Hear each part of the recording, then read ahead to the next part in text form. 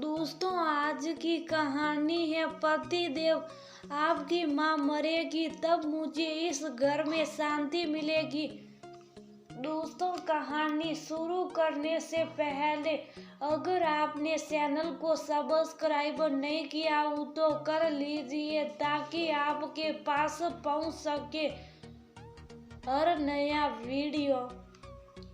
दरवाजे की घंटी बजती है। सुलोचना जी धीरे धीरे चलकर दरवाजा खोलती हैं तो सामने मानवी को पाकर असरज से भर जाती हैं। तू और यहाँ ऐसे अचानक क्यों चली आई?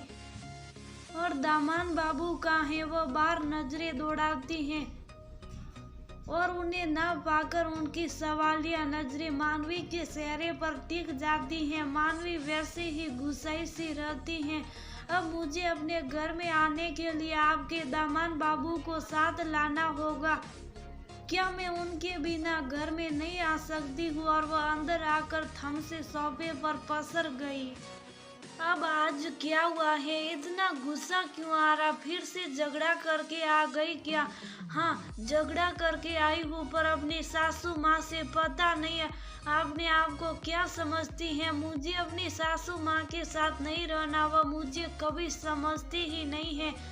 हर वक्त उनका गृहस्थी पुराण पर ज्ञान चलता ही रहता है। मैं मनोज के साथ अलग रह लूंगी। मम्मी, मनोज तो बहुत अच्छे, मेरा उनसे कभी झगड़ा नहीं होता है, पर आज तो वह भी नाराज हो गई। ये सब सासू माँ के कारण हुआ है। वो घर में नहीं हो तो मेरे जीवन में कितना सुकून आ जाएगा। काश वह घर से चली जाए, फिर मैं और मनोज दोनों मिलकर रहेंगे। मानवी बोले जा रही थी, लेकिन बेटा मनोज उनका इकलौता बेटा है और वह उस घर से कहाँ जाएगी?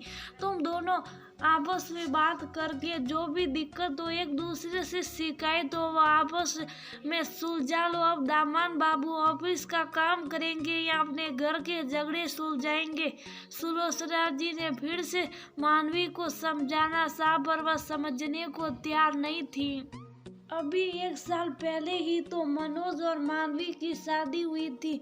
दोनों एक दूसरे को पसंद करते थे, पर जाति अलग थी। सुलोचना जी इस शादी के लिए तैयार नहीं थी, पर मनोज की मम्मी रेणुजा जी को कोई परेशानी नहीं थी। उनका कहना था कि बच्चे एक दूसरे को पसंद करते तो हमें दोनों की शादी कर देनी चाहिए। उनके खुले विचारों से सुलोचना जी बहुत प्रभावित हुई थी। वह ये सोचकर खुशी थी कि मेरी बेटी को बहुत ही अच्छी सासू माँ मिली है। परिवार में केवल 2 सदस्य ही थे। उनके पति का काफी पहले देहांत हो गया था। छोटा सा परिवार था और मनोज इकलौता बेटा था। फिर तो सुलोचना जी का परिवार भी मान गया। बड़े बेटे बहू की भी हामी हो गई थी। बड़े बेटे ने अपने पिता का हर फर्ज निभाया और दोनों बेटे बहू ने मिलकर मानवी का कन्यादान किया था। मानवी को उनके बेटे रंजन ने बड़े प्यार से पाला था। वह रंजन से 7 साल छोटी थी तो अपनी हर जिद मनवा लेती थी। शादी के बाद भी रंजन अपनी छोटी बहन की हर जिद पूरी करता था। अपने पिता के जाने के बाद उसने बड़ी मुश्किल से अपना व्यवसाय खड़ा किया और आज वह उसमें सफल हो रहा था। लक्ष्मी जी की कृपा बरस रही थी। रंजन की पत्नी नैना भी सूझे हुए विचारों की थी। वो अपनी सासू माँ का बड़ा ख्याल रखती थी। उनके आदर और सम्मान में कोई कमी नहीं रखती थी।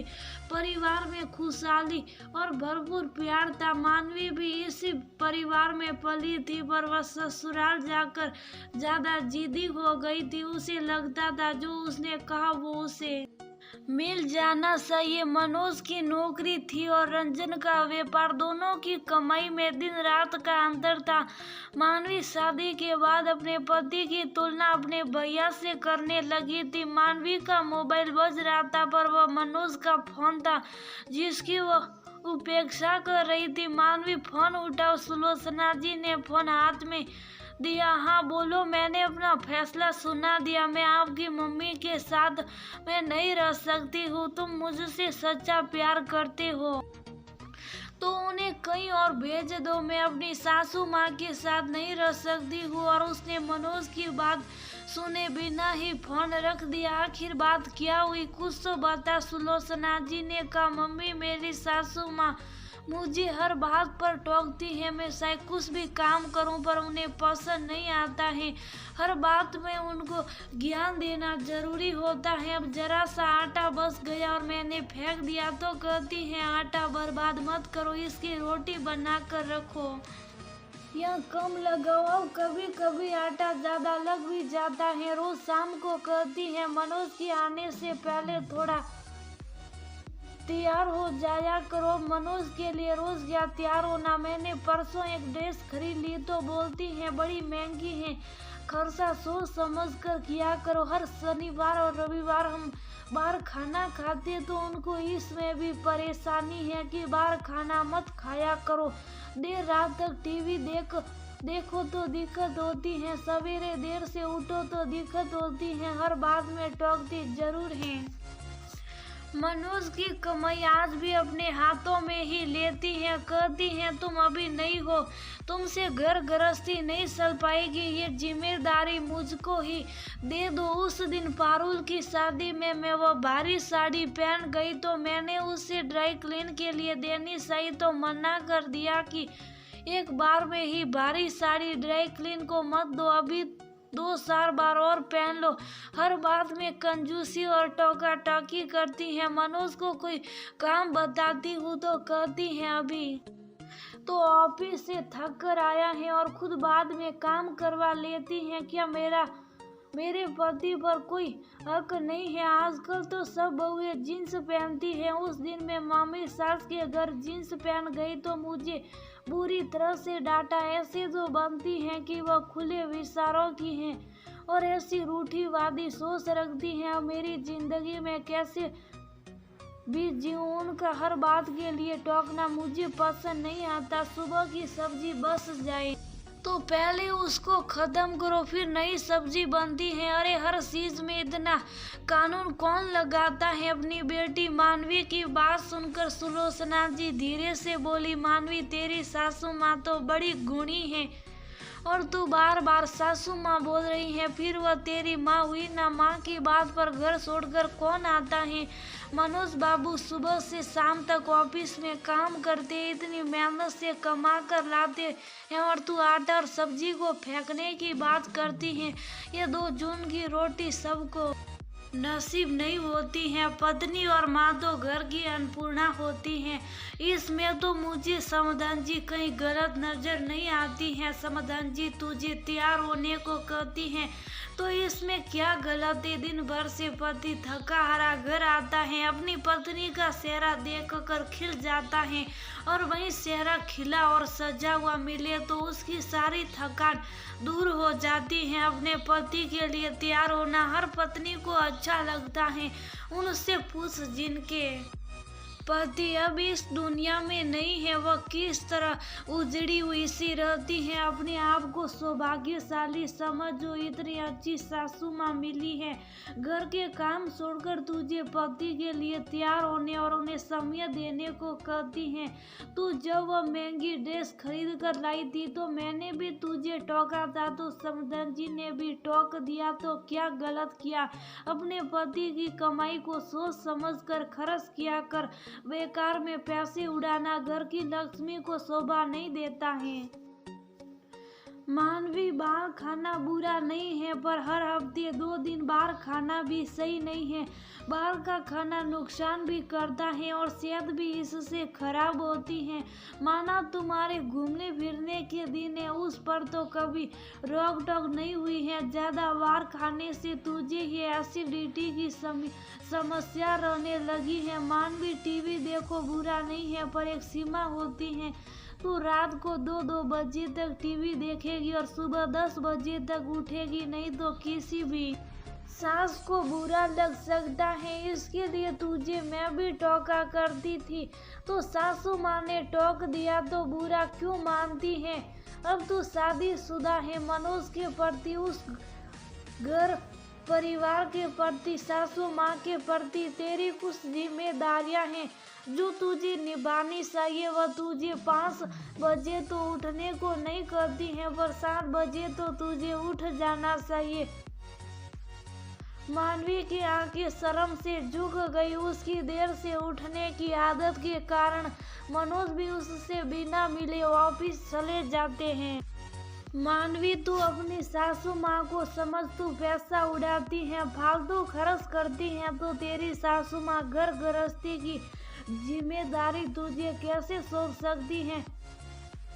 तू पहले मनोज के प्रति तो जिम्मेदार बन, तभी तो तू घर गृहस्थी की जिम्मेदारी संभालेगी। मैंने तेरी भाभी नैना को सब जिम्मेदारी सौंप दी क्योंकि वह इस काबिल है। वह सोच समझ कर खर्च करती है। मैंने उससे पहले 6 महीने परखा था। वह मेरी हर परीक्षा में खरी उतरी थी, इसलिए मैंने उसे यह घर सौंप दिया।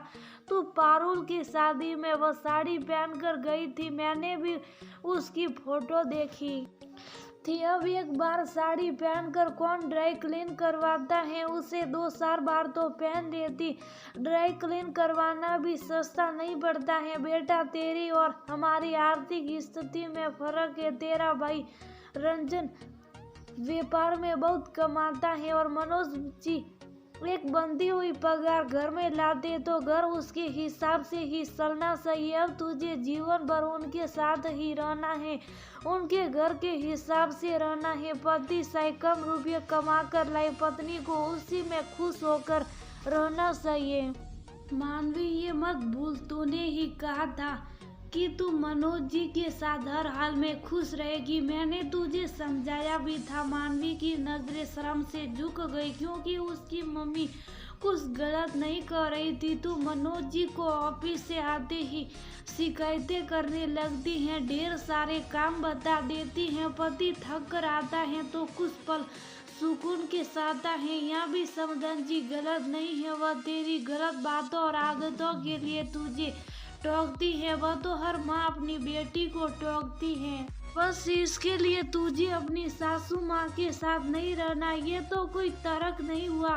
तू मामी सास के यहाँ जींस की जगह सूट पहनकर चली जाती। तेरी सासू माँ खुले स्वभाव की है, पर तेरी मामी सास तो पुराने विचारों की है। उन्हें बात बनाने का मौका ही क्यों दिया। अब हर घर का माहौल अलग होता है और उसके हिसाब से थोड़ा सा खुद को ढाल लेने में कोई बुराई नहीं है। 2 घरों में बातें तो नहीं बनती। मानवी, मुझे एक बात बता, तेरी सासू माँ तुझ पर कोई अत्याचार करती है, तुझे ताना देती है, तेरी बाहर बुराई करती है, मनोज जी के तेरे खिलाफ कान भरती हैं, तुझसे खाने में भेदभाव करती हैं, तुझसे सारे घर का काम अकेले करवाती है, मायके आने से रोकती है? नहीं मम्मी, मेरी सासू माँ तो बहुत अच्छी है। वह मुझे किसी तरह भी परेशान नहीं करती है। मैंने ही ज़्यादा सोच लिया है। वह तो मुझे बेटी की तरह रखती है, तभी मैं मेरी गलतियों को सुधारने को कहती हूँ। वह तो मेरा बड़ा ख्याल रखती है, मेरे खाने पीने का खुद ध्यान रखती है। अपने हाथों से मैं जो भी कह दूँ वो बनाकर खिलाती है। वह मनोज और मुझे बहुत समय देती है। हमारे हिसाब से घर का काम मैनेज कर लेती है। मेरी सासू माँ जैसी तो कोई नहीं है। मुझे तो उनसे माफ़ी मांगनी चाहिए। उन्होंने मनोज को अकेले ही पाल कर बड़ा किया है और मैं मनोज को उनसे अलग कर रही थी। मेरा आपसे भी तो झगड़ा होता था, पर फिर भी मैं आपके साथ रहती थी। मैंने आपको तो कब घर छोड़कर जाने को नहीं कहा। मैं अभी अपने घर जा रही हूँ। तभी दूसरे कमरे में रेणु चाची, मनोज, रंजन और नैना निकल कर आते हैं तो मानवी सबको देखकर चौंक जाती है।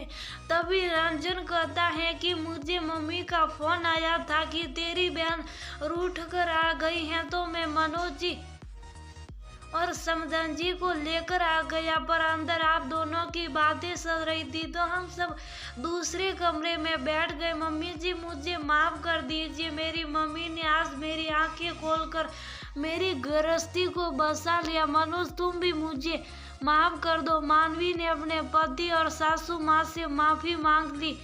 रंजन, नैना और सुलोचना जी ने मानवी को उसके पति और सासू माँ के साथ सकुशल विदा कर दिया।